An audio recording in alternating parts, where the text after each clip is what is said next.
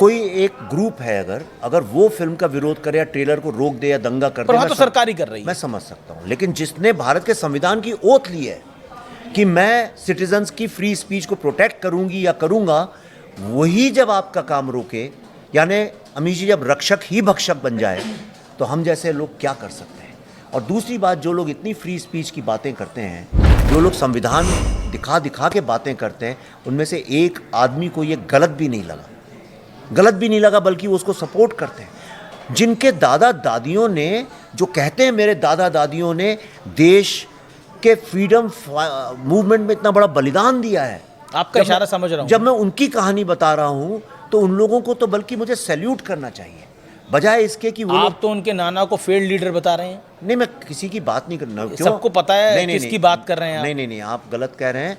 वो मेरे चाचा संविधान नहीं, आप पंडित नेहरू को फेल्ड लीडर बता रहे हैं। वो किसके नाना थे? नहीं, मेरे दिमाग में उनका नाम नहीं था। मैं नहीं, बिल्कुल आपके दिमाग में नहीं था, लेकिन मैं आपका इशारा समझ रहा हूँ। संविधान की कॉपी लेके कौन घूमता है? नहीं, मैं गांधी जी की बात कर रहा हूँ। उनके भी पोते हैं, ऐसा नहीं है।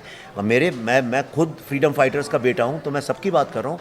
मैं ये कह रहा हूँ कि ये जो फिल्म है द बंगाल फाइल्स, ये भारत के इतिहास में बनी हुई एक इतनी इम्पॉर्टेंट फिल्म है जो देश को जोड़ने का काम करेगी, जो लोगों के जिनने बलिदान दिए हैं उनके पेन, दर्द, दुख को हील करने का काम करेगी।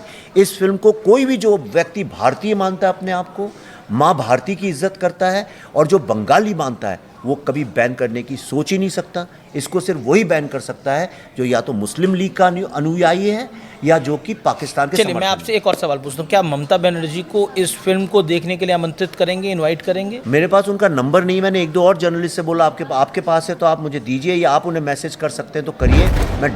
मैं चाहता हूँ कि उनको इतनी सद्बुद्धि हो, ईश्वर उनको ये रास्ता दिखाए कि इसको अगर उनने बैन करने की कोशिश की जा रही है, मेरा मुंह मत खुलवाइएगा।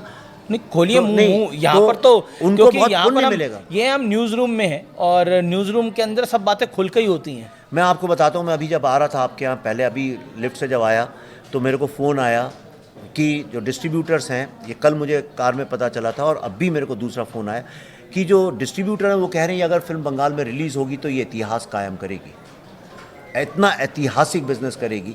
क्योंकि बंगाली हिंदू लोग आ के पूछ रहे थिएटर में कब आ रही है। आपको लगता है बंगाल में ये फिल्म रिलीज हो पाएगी? क्योंकि थिएटर वाले नहीं कर रहे हैं। On a serious note, Bengal के मुख्यमंत्री इस फिल्म के खिलाफ हैं, और जब मुख्यमंत्री खिलाफ है, शासन खिलाफ है, प्रशासन खिलाफ है, तो कैसे फिल्म रिलीज हो जाएगी? पर कैसे खिलाफ हो सकते हैं? उनने कॉन्स्टिट्यूशन की ओथ ली है। ये फिल्म कॉन्स्टिट्यूशनल अथॉरिटी ने अप्रूव की है, CBFC ने। इसको रोकना इल्लीगल है, गुनाह है। उनका चश्मा कहता है ये नफरत फैलाएगी फिल्म।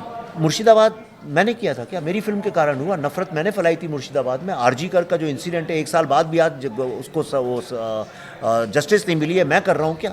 आप बंगाल में जाके तो देखिए क्या हालत है। क्यों 2 लोग अलग अलग डिवाइडेड हैं? क्यों हिंदू इलाके मुस्लिम इलाके अलग हैं? क्या कारण है कि आज? अच्छा, ये तो देश में भी, यूपी में भी मुस्लिम इलाके हैं।